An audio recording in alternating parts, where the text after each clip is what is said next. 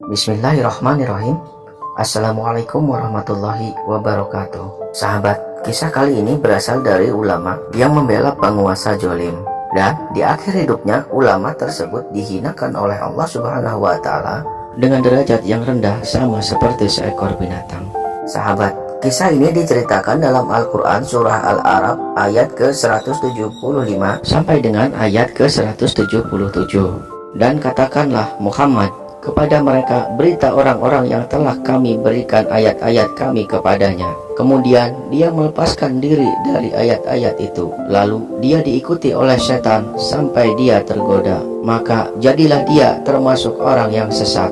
Dan sekiranya kami menghendaki, niscaya kami tinggalkan derajatnya dengan ayat-ayat itu. Tetapi dia cenderung kepada dunia dan mengikuti keinginannya yang rendah. Maka perumpamaannya seperti anjing. Jika kamu menghalaunya, dijulurkan lidahnya, dan jika kamu membiarkannya, ia menjulurkan lidahnya juga. Demikianlah perumpamaan orang-orang yang mendustakan ayat-ayat kami. Maka ceritakanlah kisah-kisah itu agar mereka berpikir. Sangat buruk perumpamaan orang-orang yang mendustakan ayat-ayat kami. Mereka menjalimi diri sendiri.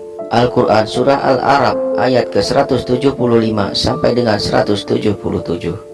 Bal'am bin Ba'ura adalah seorang ulama dari kalangan Bani Israel yang hidup di zaman Nabi Musa alaihissalam. Bal'am bin Ba'ura dikaruniai ilmu, nama-nama Allah Subhanahu wa Ta'ala yang mulia, Ismul Al-Azam, dan berbagai kelebihan lainnya, sehingga setiap doanya selalu dikabulkan oleh Allah Subhanahu wa Ta'ala. Suatu ketika Nabi Musa alaihissalam dan rombongannya sedang melakukan perjalanan dari Mesir. Rombongan Nabi Musa alaihissalam singgah di tanah Bani Kan'an, tempat di mana ulama besar Bal'am tinggal. Melihat kedatangan Nabi Musa alaihissalam bersama rombongan dan beberapa orang soleh lainnya, penguasa setempat dan beberapa orang pemuka kabilah lainnya merasa terancam kedudukannya. Lalu mereka meminta kepada ulama Bal'am agar mendoakan Nabi Musa dan para pengikutnya binasa. Wahai Bal'am, Musa bin Imran telah hadir di tengah Bani Israel. Kami khawatir kalau mereka akan mengusir kami. Sesungguhnya kami adalah kaummu dan engkau adalah orang yang terkabul doanya. Keluar dan berdoalah kepada Allah Subhanahu wa Ta'ala agar menimpakan keburukan kepada mereka. Pada awalnya Bal'am bin Ba'ura menolak. Ia menyadari kalau Nabi Musa alaihissalam adalah utusan Allah Subhanahu wa Ta'ala yang berada di jalan kebenaran. Karena itu tak mungkin baginya untuk memusuhi Nabi Musa dan para pengikutnya. Celakalah kalian, Nabi Allah itu dijaga oleh para malaikat dan orang-orang yang beriman. Bagaimana mungkin aku mendoakan keburukan atas mereka, sedangkan kelebihan yang aku miliki juga berasal dari Allah Subhanahu wa Ta'ala. Jika aku berdoa kepada Allah Subhanahu wa Ta'ala supaya menolak Musa dan para pengikutnya, niscaya lenyaplah dunia dan akhiratku, kata Bal'am bin Ba'ura. Tetapi karena dahsyatnya bujuk rayu sang penguasa yang akan memberikan imbalan harta dan kedudukan padanya, istri dari Bal'am bin Ba'ura pun tergoyah dan meminta agar Bal'am menerima tawaran tersebut. Akhirnya ulama besar Bal'am pun ikut goyah dan tak kuasa menolaknya. Bal'am bin Ba'ura pun bergabung bersama penguasa yang zolim, sehingga Allah Subhanahu wa Ta'ala mencabut semua kemuliaan yang ada padanya. Dikisahkan kemudian Bal'am menaiki keledainya menuju Bukit Husban, di mana agar ia dapat bisa melihat Nabi Musa alaihissalam dan para pengikutnya. Baru beberapa langkah berjalan, keledainya pun enggan untuk berjalan. Lalu Bal'am pun turun dan memukuli keledainya tersebut. Setelah dipukul dan disiksa oleh Bal'am, akhirnya keledai itu pun berjalan kembali. Namun hanya beberapa langkah saja, keledai itu duduk dan enggan untuk berjalan kembali. Kejadian seperti itu terus berulang hingga Allah Subhanahu wa Ta'ala mengizinkan keledai tersebut berbicara kepada Bal'am bin Ba'ura.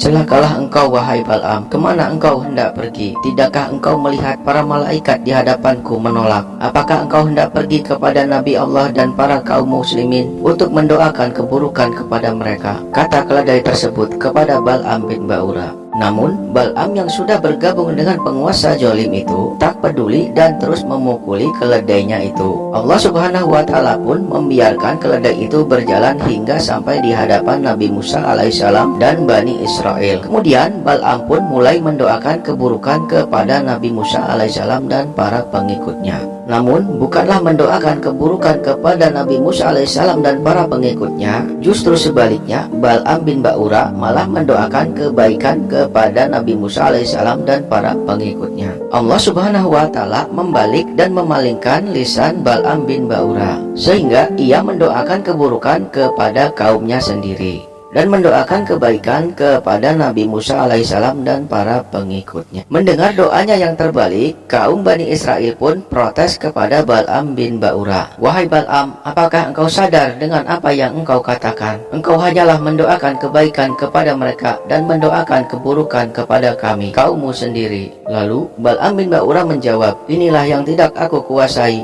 Ini sesuatu yang telah Allah tentukan." Kemudian lidah Bal'am bin Ba'ura menjulur sampai ke dadanya. Lalu ia mengatakan, "Sekarang telah hilang dariku dunia dan akhirat. Tidak tersisa lagi selain makar dan tipu daya, maka aku akan membuat makar dan tipu daya untuk kalian." Allah subhanahu wa ta'ala menurunkan berbagai bencana serta penyakit menular yang menewaskan lebih dari 70.000 orang, serta menjadikan lidah Bal'am menjulur seperti seekor anjing. Begitulah kemurkaan Allah subhanahu wa ta'ala terhadap penguasa yang jolim dan ulama yang rela menjual agamanya demi harta dan kedudukan.